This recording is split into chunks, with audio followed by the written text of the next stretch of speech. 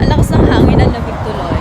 So, papasok kami. And ang trabaho ko po dito is metal press. Iyon po yung in-apply namin sa Pilipinas. Pero yung actual na trabaho ko po dito ay KENSA or quality control.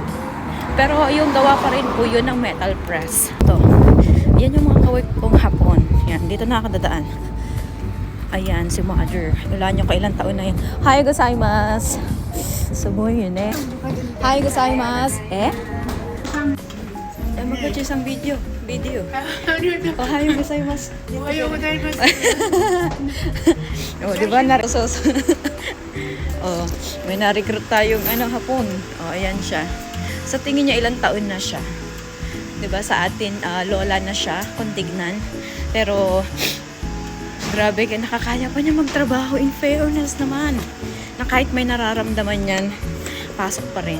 Ganon siya. Ganon sila. Ay, Ohio.